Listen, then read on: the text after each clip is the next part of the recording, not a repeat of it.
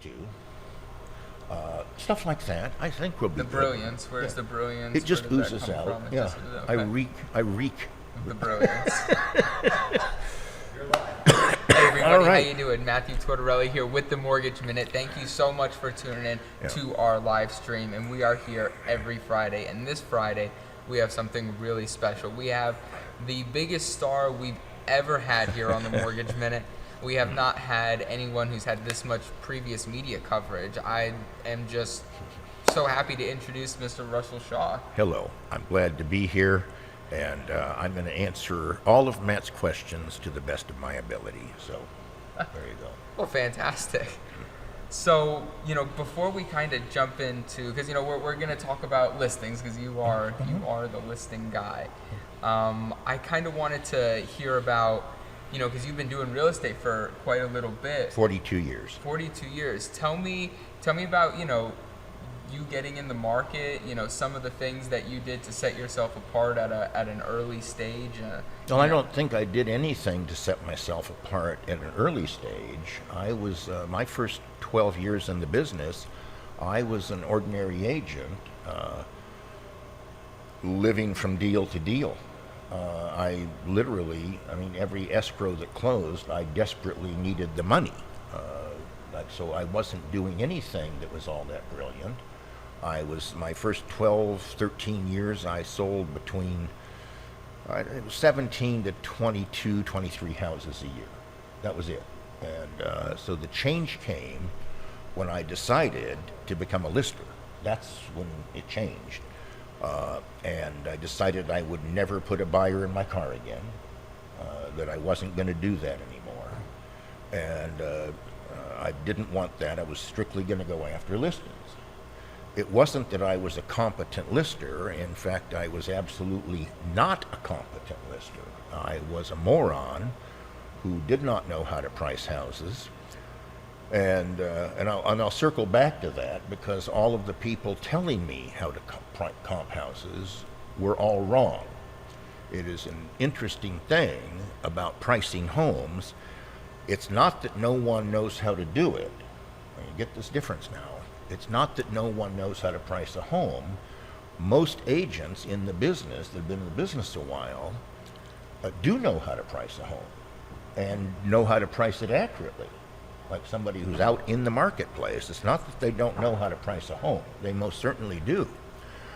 But the most interesting thing is when they attempt to teach what they know to someone else, you get gibberish crap like, well, it's just this knack I have. You just have to learn this. And there's this pretense that, well, you somehow use price per square foot to arrive at the price. Gotcha. If that were a true statement, if that were correct, Zillow would be right almost all the time. Which we know they're not. Right, no, of course they're wrong almost all the time.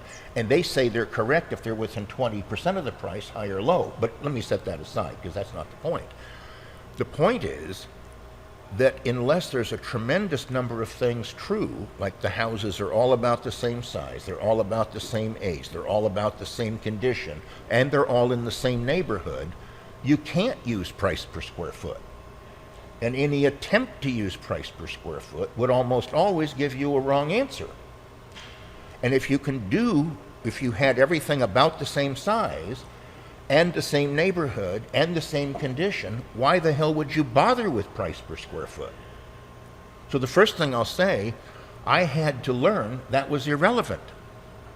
Literally irrelevant. When a realtor talks to an appraiser about price per square foot, the appraiser thinks the realtor's an idiot. Why? Because the realtor doesn't know what he's talking about. You have people on TV that I would generally regard as jackasses, yip-yapping about price per square foot, when in fact, because when they've arrived at this, you could take any house and see what it sold for, and take the size of the house and divide the square footage into the size of the house and get the price per square foot. And so there's this idea that that formula works in the reverse. It doesn't. You can never compare two-story houses to single-story houses on price per foot. Two-story houses are always cheaper per foot, all things being equal.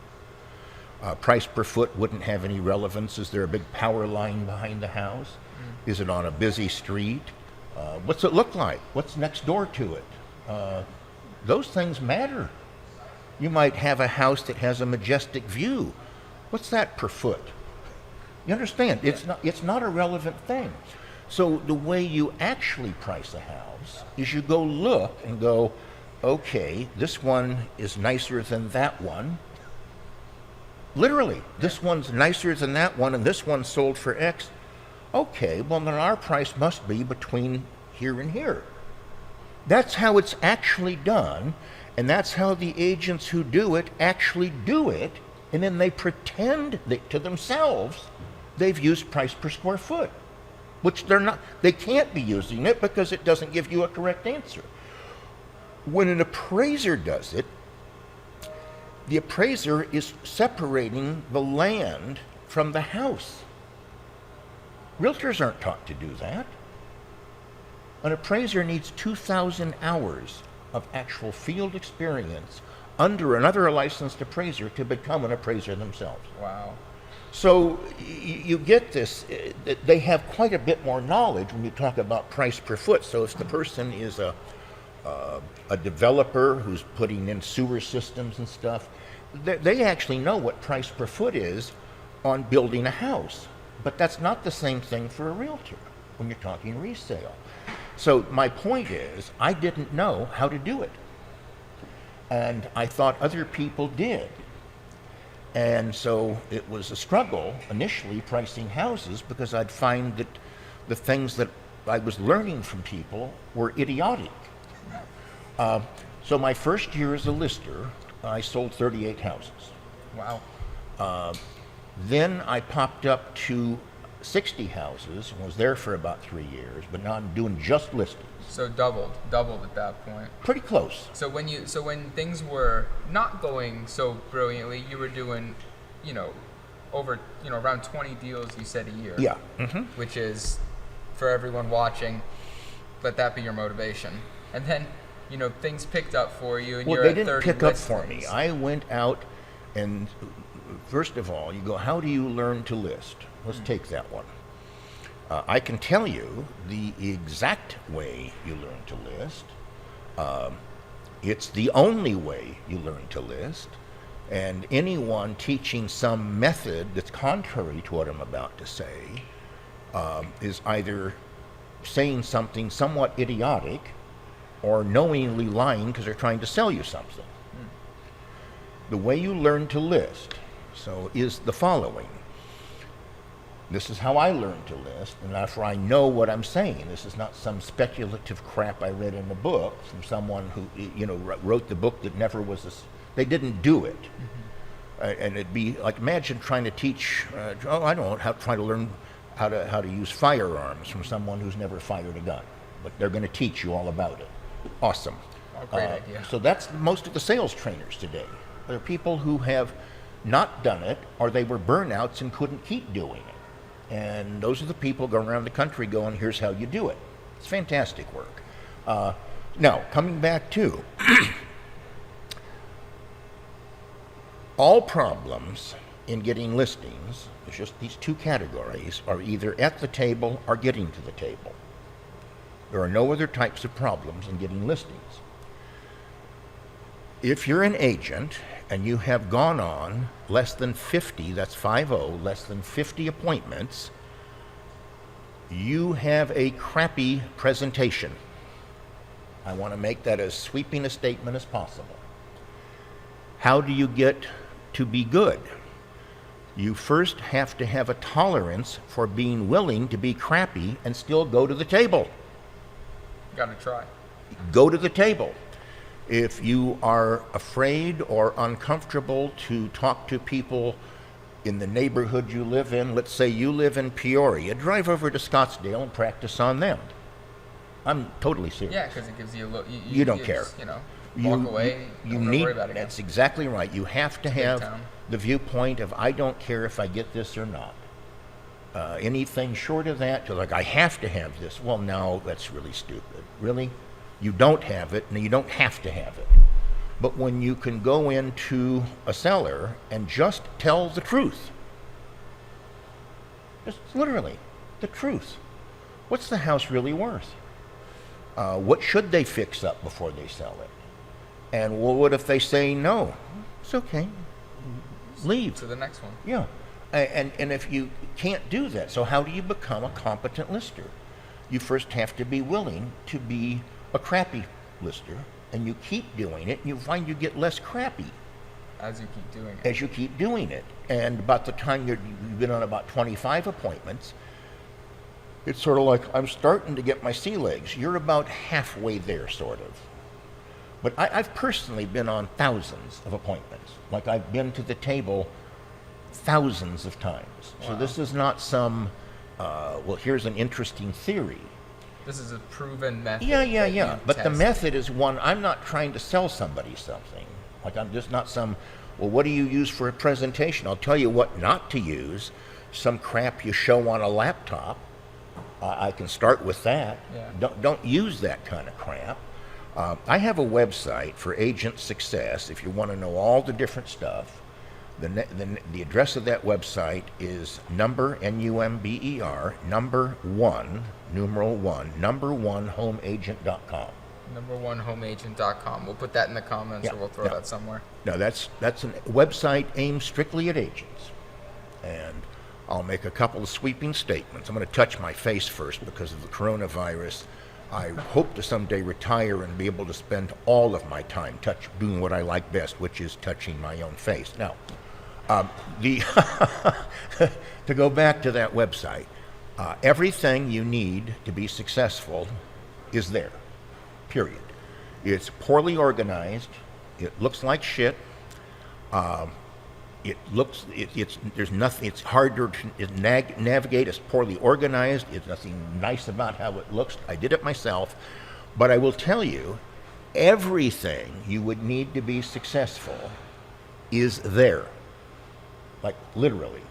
There It's all isn't there. something missing. So if you're interested, spend some time there. There's no charge. You don't have to sign up for anything. You don't have to fill out any forms. I don't care what your name is. I'm not trying to sell you a damn thing. So, I think that's a definite win. Go check it out. Take a minute. Learn how to navigate the site. It's probably not that bad. yeah, no. So, but getting listings is the thing that gives you a stable income. It's a different thing than working buyers. It's a completely different thing to working buyers. When you're new, it's much easier to work with buyers than it is with sellers, because with sellers, getting listings is presentation based. Working with buyers is relationship based. So it's a very big difference. This does not mean it's a bad thing, but it's just a very different thing. So if you have an affable personality, people tend to like you, and you're honest and forthright. You have a lockbox key, car, access to MLS, and you don't smell bad, you're good. You're set. That's it. Those are the qualifications. You don't really have to know everything. Oddly enough, if you show enough houses, you learn the market. Yeah. You learn the market by showing houses. Once you've seen 400, 500, 600, 700 houses, you get a pretty good idea of what they're selling for, what they won't sell for, that kind of thing. There's no better way to learn the market. That is just a factual statement. Buyer agents have an advantage over someone who doesn't work buyers, and that is they know the market. That is They're more hands-on. they're in it. They see it. So those would be a couple of things. Did I answer your original question? Yeah, you actually did. I actually wanted to kind of jump into Sure. that buyer's agent versus listing agent. Mm-hmm. Just a little bit more of your opinion on that, because I know you are the listing agent, but you have some buying agent experience, and you were just talking about what the some of the differences. One's relationship based, one's presentation based. Tell me a little bit about what makes a successful presentation for a listing agent. Being honest, being forthright. How do you mix those together to a successful, well thought out Well, presentation? I have a team now. Like, I don't work Oh, I'm buyers, sure, yeah. and I don't go on listing appointments. But I have 3 listing agents, and I trust each one of them. And there's nothing that if somebody in my family needs to buy or sell a house, the people I have working with me, I trust them completely to do the right thing and take care of them with any of our customers. The question again you asked me, help me here. Just some of the different qualities it takes to be a listing agent versus a buyer's. Well, if you say what does the public want more than anything in a realtor? Because I think that's really sort of the question. Yeah. The first part is honesty. They do not want someone who's going to try to talk them into something, who's going to try to use techniques on them and other crap. They want someone who will actually talk to them and listen to what they have to say. And they want someone who's honest and won't just be self-serving. But there's another thing that they really do want from a realtor, and if you're good, you can give them this thing, and that is market knowledge. That is the number. Well, if you talk about what type of information do they want more than anything, is market knowledge. Like, if you're an agent, do you have to be an expert on loans? No, I'd get a loan officer who's an expert on loans, but you don't have to be an expert on all the loans. You don't have to be an expert on what they qualify for. They're not expecting you to. And if you, this isn't a sales pitch because you guys are lenders, but I mean, honestly, having a lender that you can count on to do I don't know a better system. I don't think there's ever going to be a better system. And to me, that means a lender who's here, physically here, and not one of these online companies that, they can quote a lower rate, but they're never going to close at that fantastic rate, that kind of crap. But somebody here who's honest, forthright, and listen, it's the same deal, and just you can count on them. That said, what does the public want from a realtor? Market knowledge. Like, what's the house really worth? Why is that true? See, if you don't know that, if you get into a thing, well, they won't come down on the price. Wait a minute. Are you on the other side of the table? Are you an opponent to the seller? Get the difference now. If you can show them why it's worth X, there's nothing to argue about. The most important thing to be able to do in any neighborhood is do a supply-demand analysis of that neighborhood. That neighborhood. Is Michael Orr's data for the Cromford Report, is his data impeccable? Yep. It's like a blessing to have access to it. I don't even know. Literally, it is a blessing to have access to Michael Orr's data. But it's not a matter of memorizing what Mike said. It's a matter of being able to understand everything he says. Let's start with that. Everything. That means you might need to use a dictionary, clear some words, but everything. Or if you say, I don't know what this means, we'll find someone who does and have it explain it to you. Yeah, look it up. To where you know what he just said, and to take it, and to take all of his relationships when he talks about the month's supply and that sort of thing, not to memorize what the current month's supply is for all of Armless. That's really not valuable data.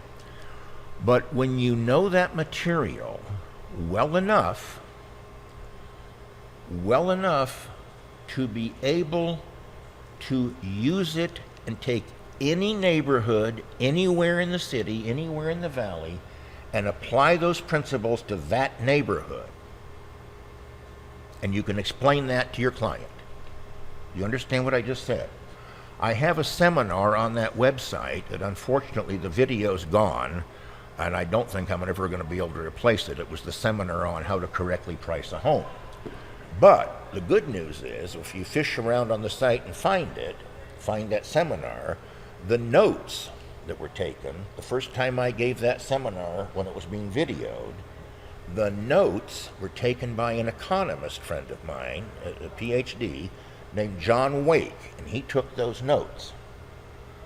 Those are available on the site, so there's no video you can watch, but you can still go there and grab a copy of those notes that were written by John Wake, who's just his data, his stuff just meticulous on note taking, and he sat in the class that was being videoed, and you can learn that stuff. Actually, learn it. You could look and go, what is the month's supply in any given neighborhood? A 6-month supply is a balanced market. So if you have 5 to 7 months of supply of inventory, you have no price movement in either direction, none. Interesting. That's a great segue into what I kind of wanted to talk about Okay. next was the current market. Yeah, You know, let me what- just finish this one little part, and we'll no, do that. And that'll be please. perfect, man. Seriously. No, absolutely. So if you have 5 to 7 months of inventory, I just think of it as 6 is easy to. 6 months. 6 months supply, no price movement, and that means if you took the current inventory, and there was a moratorium, no new listings can come on the market, and at the current rate of selling, how long would it take to use all the current listings? And the answer, that's a 6 month That's the supply. 6 months we're looking for. Yeah. When you get down to a 4-month supply, which is normal, what we call a normal market, you have gentle upward pressure on prices,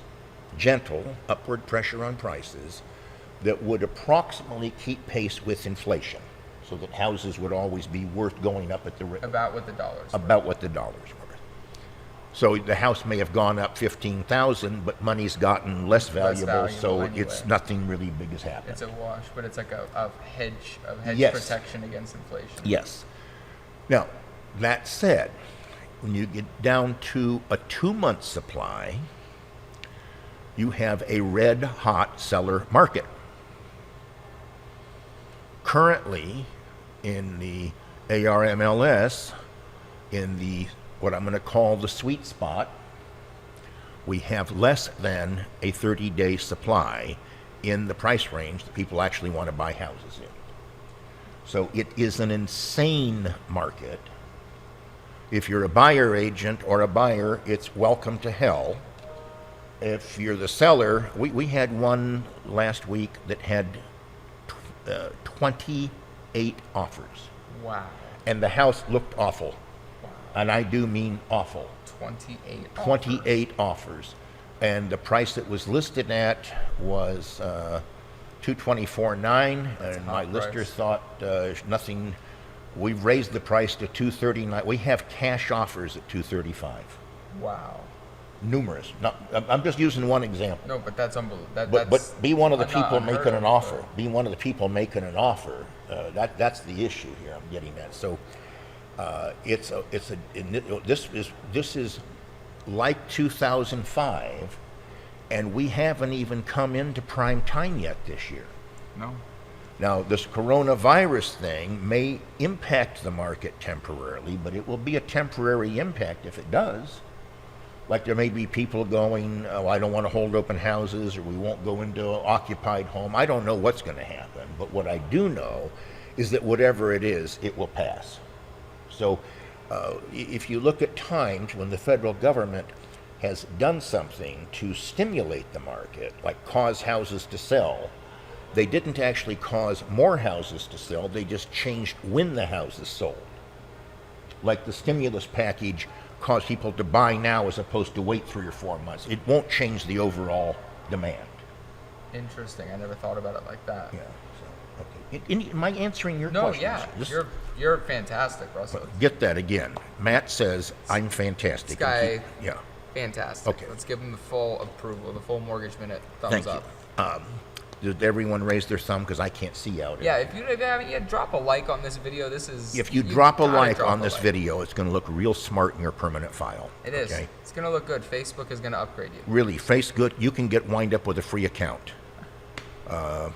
I'm currently in Facebook jail for some posts I made And but I'm sending stuff to a friend who's posting them for me and then tagging me, and they're showing up on my page. Oh, So, fun. yeah. Good. Good. so let's see. So I know you had mentioned the coronavirus, and so has it? I wanted to talk about that. Has it affected your business at all? Do you think it will impact your business? Do you think anyone should be doing anything differently in our business as opposed to a month ago when it really wasn't a thing? Well, it's several questions. Has it affected us? Not particularly yet, would be my answer. My phone lines were just dead for the last couple of days. Yesterday, I think we had 3 calls that went to me. Day before, none. That's dead for us. Yeah. Do I think, but see, here's the only problem. That's always true when it rains. So I don't know right now, just now, if that was because of the rain or because of the coronavirus. Because I can tell you when it rains, phones go dead. If you say, well, why, that makes no sense. Yeah, I'm not saying it makes sense. I'm just saying that's how it happens. It's like there's certain times, like when we have a lot of listings, we can see the patterns for showings in the market. Like we can see that, and it's not based on anecdotal data with one particular listing. One of the things that's interesting, there's certain times when showings come to a grinding halt. Easter would be an example. Interesting. Easter would be like Easter Sunday. You think, well, people don't show houses to. I want to say none, but it drops way off. Mother's Day, it drops way off. Not so much for Father's Day. I mean, I'm just giving you, for example. No, this is really good information. So this is the kind of thing. So if I have a listing where we didn't get activity, and some of these events that have really nothing to do directly with the real estate business, I wouldn't be going, oh my God, we must have a bad price or something, because that's normal. Yeah. Be like Thanksgiving week, Christmas week, same kind of thing. So when it rains, it almost instantly impacts our business for new business in, almost instantly. Not contracts being written, but just new business. New business in. So that's something I have observed for years, but when it rains. So the last couple of days, our phone lines have been dead. And it's, was that the coronavirus? I don't know. Could be the There's answer. a good chance it could be the rain, and it has Correct. nothing to do with the coronavirus. Once it's sunny and stays sunny, if it stays that way, then I go, that's the coronavirus. Now we know it is. Do I think it's going to make a difference? Yeah, I do. And I do because it's made a difference for everything else. Disneyland's been shut down. I heard about that on the radio the 4th time ever. Yeah, in the history of the so park. this is not the coronavirus. There's people going around saying stuff like, well, it's no worse than the flu. Unfortunately, the president has gone on, and I don't know if he believes the crap he spews, but said stuff about how it's a Democrat hoax, so you have all these Republican people taking anything to do with it, going, it's just terrible, these hoaxes. And I go, well, actually, it has nothing to do with politics. It's like there's a technology for money that has nothing to do with your political beliefs. Money, there's a correct technology for handling money, and it has nothing to do with what your political preferences are. If you violate those correct principles, you get catastrophe. It's just that simple. If you follow the correct principles for money, you get affluence and success. Well, if we go over to something like a virus, it's not a political belief. No. There's nothing about it. What makes this different is it has an incubation period where the person carrying it doesn't know he has it. And every time they come into contact, so it can double overnight. That's what makes this different. So if you had in an area, you had 10 people, the next day it could be 20, and that keeps multiplying, and it doesn't take long before it has a huge impact. Yep. So these places like Disneyland or the NBA that are shutting the stuff down, it's not for no reason. It's not because they're doing it for political reasons. They're doing it because they don't want to infect everyone. But I don't have any kind of specialized training. whatsoever in any of that. And so my comments would have to be limited to what I think it might or might not do to the real estate business. And so, is it going to make a difference? The reason I have a hard time predicting it is we have right now the lowest interest rates we've ever had in history. Ever. From any time it's been tracked by anyone, it's never been this low. No, agreed. It's unbelievable. It is unbelievable. And when it hit 3 or 3.5, I thought, that's crazy. It's under 3, or at least it was yesterday. Yeah, rates have been crazy, but they've been diving and going up, but they're never anything in like the 4s. Not like this. Really. No. So refis are on fire for lenders, and that's not. It won't matter what the coronavirus is doing. People are going to want to take advantage of the low rates. Mm-hmm. Some buyers who were out of the market, like let's say they couldn't have afforded a $300,000 house when it was, say, a 4% interest rate, might very well be able to afford that house with a 2.75 interest rate. Yep. Just to give you kind of a yardstick, a 1% difference in the interest rate on a 30-year mortgage, this is pretty amazing data, a 1% difference in the interest rate is a bigger difference in the monthly payment than a 10% difference in the price. Wow. I want to say that again. You would do this with a calculator. You go, oh, that's right. It's not quite 11%, but it's greater than 10. So if you had a 1% difference in the interest rate, it causes a bigger change in the monthly payment than a 10% difference in the price. Did you all hear that? Make sure that you get the lowest interest rates possible.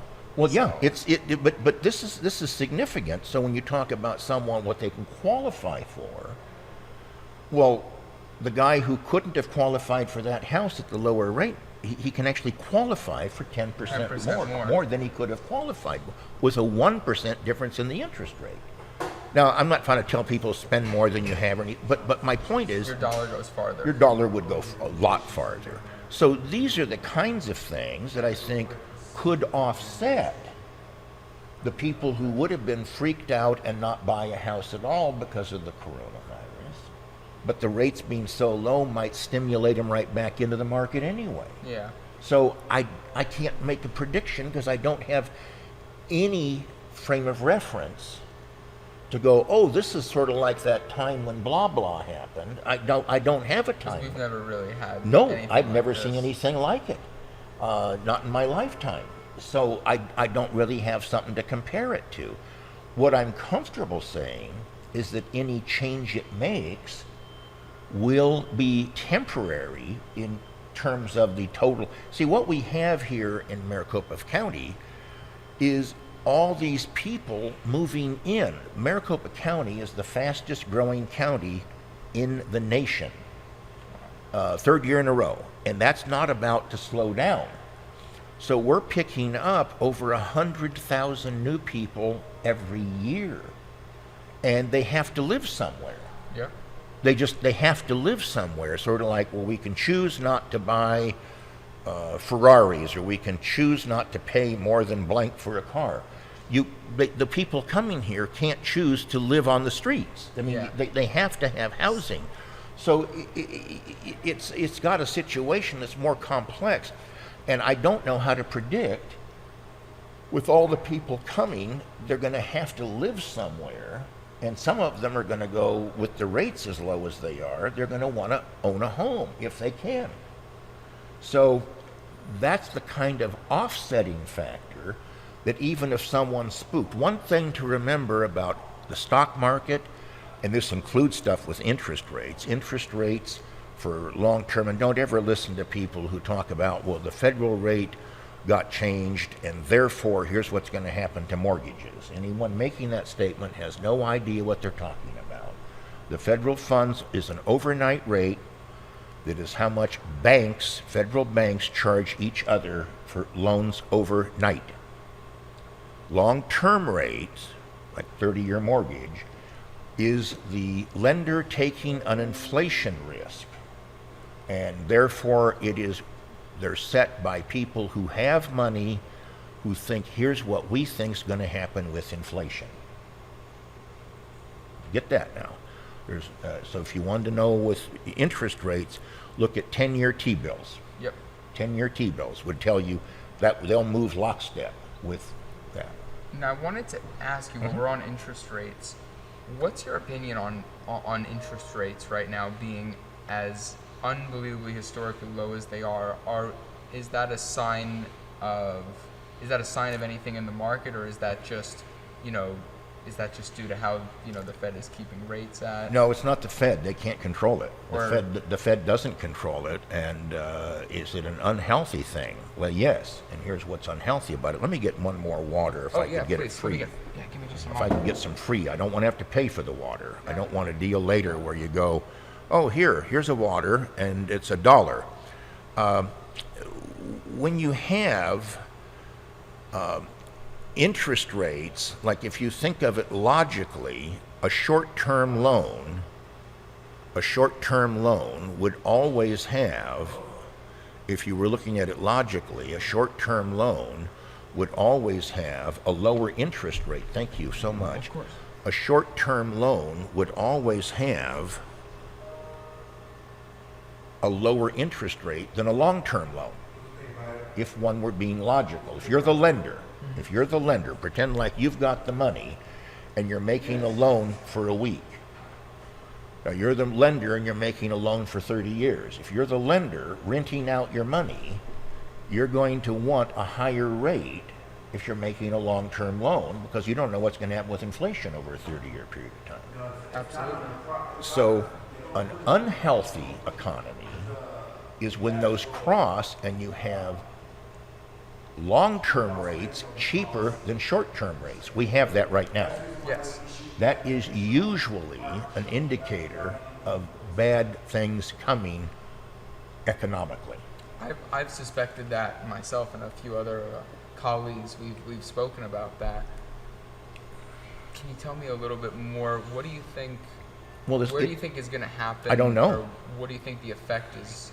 Or do you Well, think it it's makes gonna no have sense. If you look at it, it makes no sense. If to pay, they're charging considerably more for short-term loans than they are for long-term loans, and it just tells me that is a problem. But I don't know that I'm qualified to make some prediction on what's going to happen as a result of it. The answer is I don't know, but it's something that I would certainly say I look at and go, wild. That's wild that's happening. It is.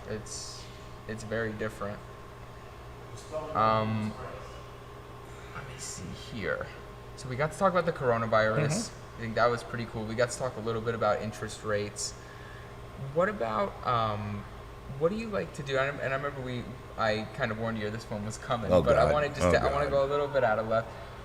What are some things that you like to do outside of real estate, outside of listings, outside of all the cool commercials? What are some hobbies that you have? Probably my favorite thing is listening to music. Really? Listening to music. I have really varied tastes, like that would range from hard rock, African music, world music. The thing I'm currently most enamored with, quite literally just in love with, is modern classical. Really? Like these, they're classically trained musicians, but they're composing their own music. Like these are people who can do Beethoven and Vivaldi and Mozart and have, but what they really love to do is compose their own music. And it's the most beautiful stuff. I just listen to it night and day now. I wouldn't have believed this a few years ago if you just said, do you think you'll ever wind up loving classical? I don't think so, no. And now I've become addicted to it. It's just the most beautiful music. But these are not, I'm not listening to like some artist do a perfect rendition of Mozart, which isn't I'm not trying to knock that. It's Yeah. got its own level of magnificence. But those same artists who, like there's one from Italy named Ludovico Einaudi. Now, I believe he is the most talented, greatest composer living on the earth currently. Ludovico Einaudi. If you go into something like Apple Music and you find him and you just use his name, you will get so many albums, at first you won't believe it. But what's interesting is there's about 20 other artists that have taken his material and just each of them done their own album of perfect renditions of his songs. Wow. That's how influential he is. So he's getting people copying him at this Oh, point. no question about it. Wow. So these different artists and some of the people that play with him, like a violinist named Daniel Hope, the music, and then he's a star on his own right, and so all these different people that do Ludovico's music, it's just, but once you get into it, you find there's these artists that are so amazingly talented that it's just, it defies description. This is not to say I don't still like the Rolling Stones.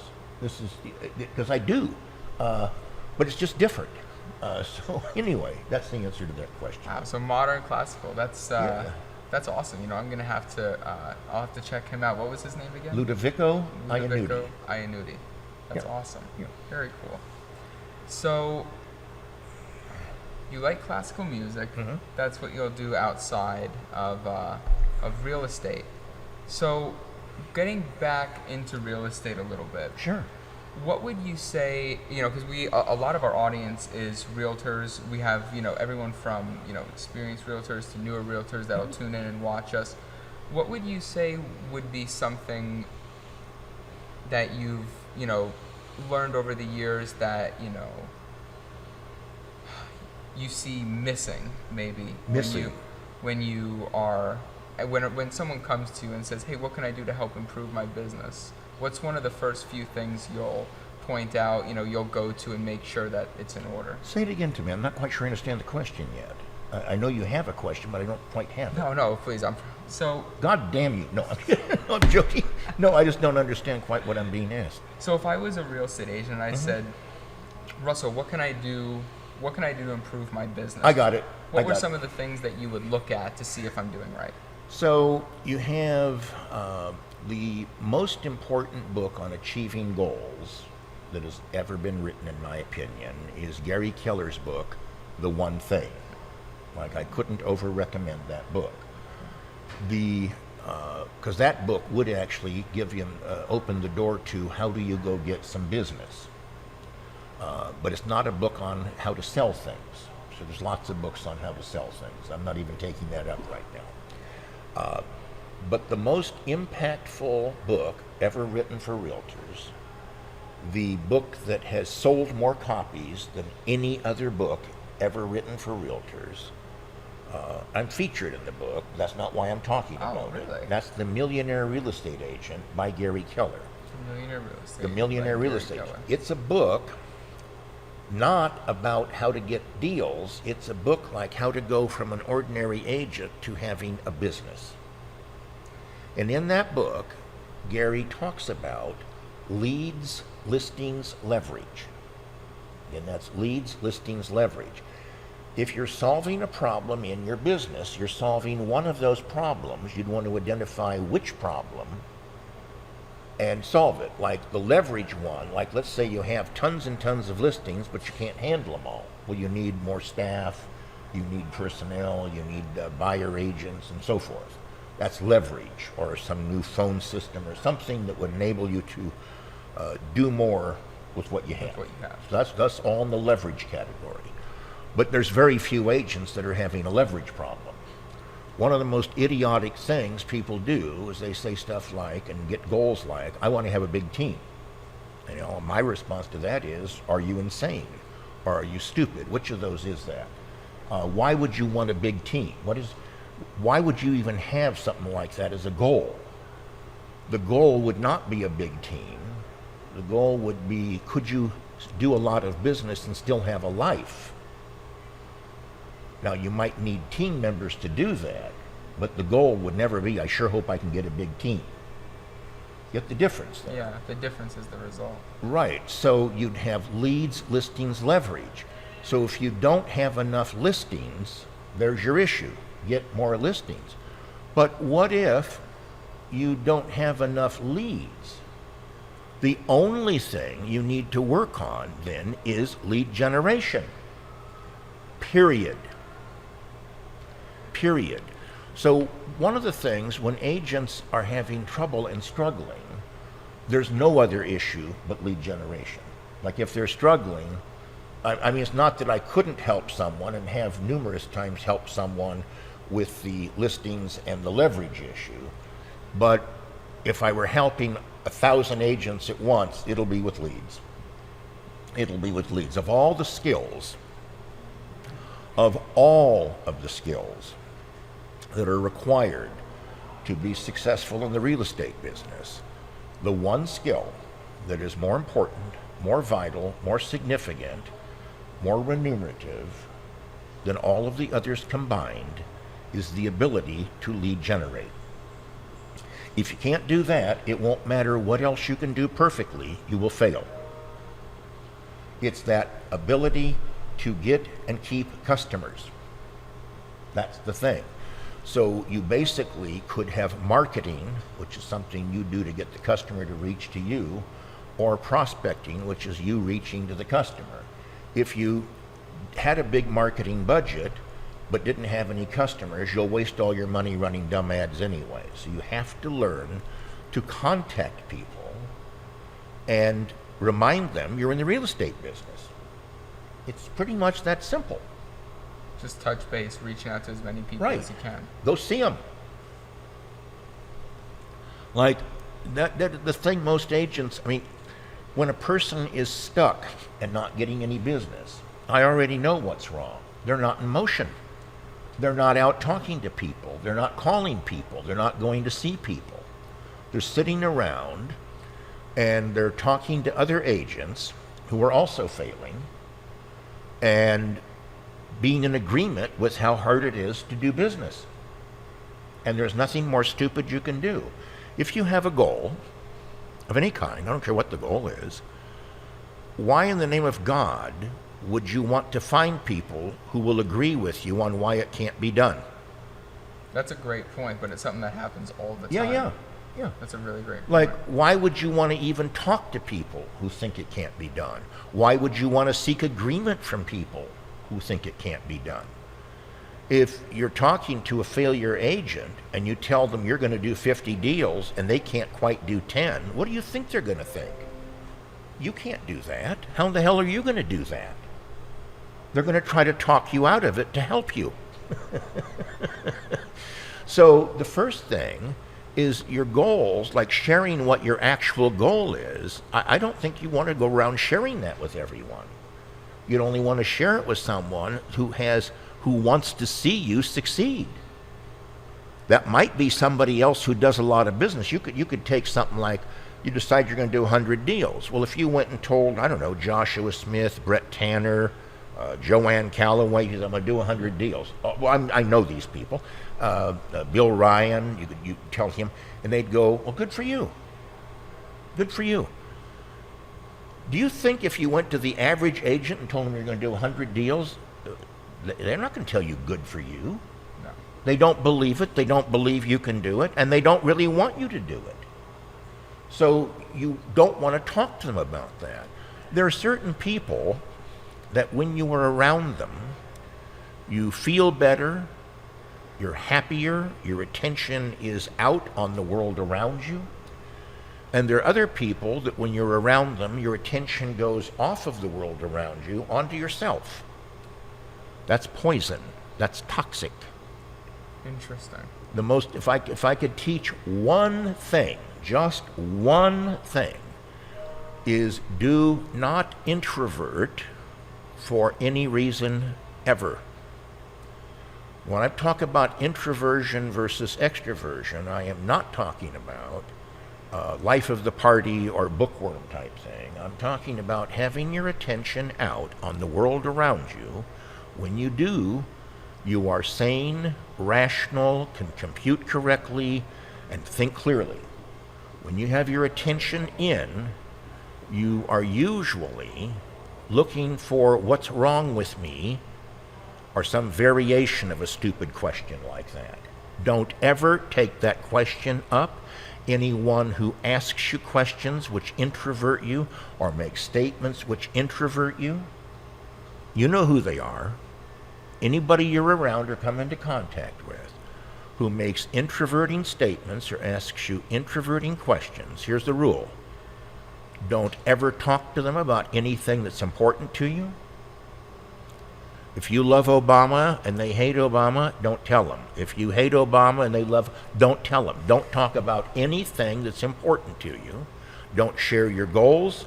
Don't show up drunk. Don't show up tired. Don't show up hungry. Quite literally, be well rested and well fed and keep your attention on them, not, they might have a point there about me being weird on. Don't take it up. You understand? Yeah. This one thing alone can make the difference between failure and success.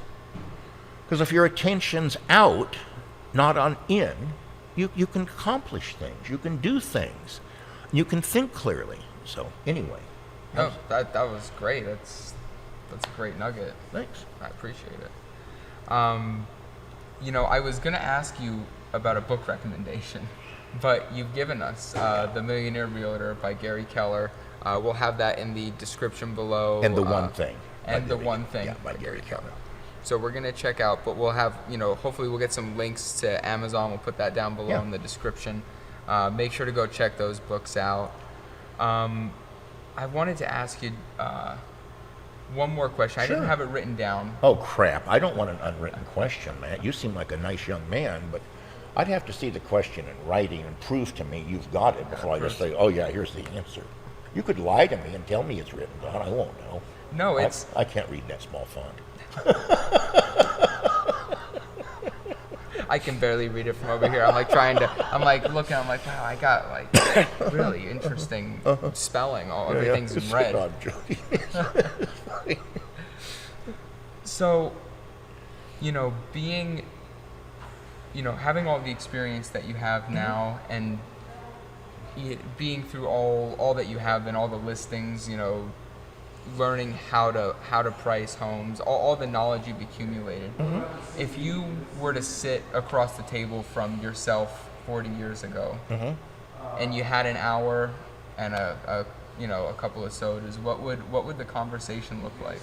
It would be some of the stuff I've just covered here. Yeah, it would be. I'm sure it'd be a lot. It would be the most important one is don't introvert, stop looking inward.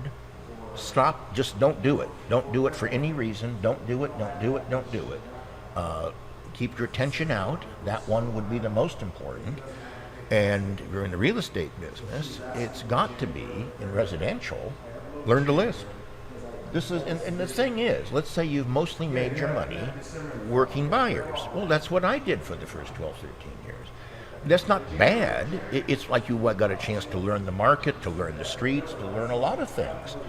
But once you have, if you want to last and thrive and prosper, learn to list. And the good news is, you don't have to learn it all at once. If it took you a couple of years, so what? One of the things I think is interesting is you have people going around the country saying stuff like, using their technique or whatever crap it is, that they list 9 out of 10 or 90% of the appointments they go on. Stuff like this. They're liars. Let me just say that. And if one of them becomes offended, I don't care. The only way you can list 90% is be real careful on what appointments you go on and only deal with past clients. Anything short of that, it's just idiot. It's an idiot statement. It's an ego-based nonsense crap statement. What you want, I can tell you, for the 15 consecutive years prior to the run-up in prices, my numbers at the table were between 56 and 58%. Real numbers. Then this last year, we were at 49 point, just a hair under 50%, so, which means for every 100 listings we took, we went on 200 appointments. It's just that simple. And they called me. We didn't call them. I want to put this in perspective. My numbers this year have been better than that, but if I took long term, which are the ones that matter, if you're a new agent, it might take you 5 appointments on average to take a listing. I one time, when I was already doing well at taking listings, went 17 appointments in a row without taking a listing. If I pulled back and looked at my numbers over a 2-month period, nothing was different. But at the time, it certainly didn't seem that way to me. So what I'm saying is, you go on appointments, go on more appointments, and then go on more appointments. You'll figure it all out. That is the answer. Definitely. Thank you so much for answering all my questions. Corey, do we have any questions from the audience? Did anyone pop anything up that we didn't go over yet? Nothing that we haven't hit. Perfect. Russell, It's a pleasure. thank you so much, man. It's I my really pleasure. appreciate you coming on again. The biggest star we've had on the Mortgage Minute. If you are just tuning in, rewind that bad boy all the way to the beginning. We have just endless nuggets in this episode for you guys. Thank you so much for tuning in. Russell, thank you so much for being It is here. my Corey pleasure. behind the camera, making everything happen. It's just been fantastic today. Awesome. You guys have a fantastic Friday. Peace. That was good. That was fun. You're a great interviewer.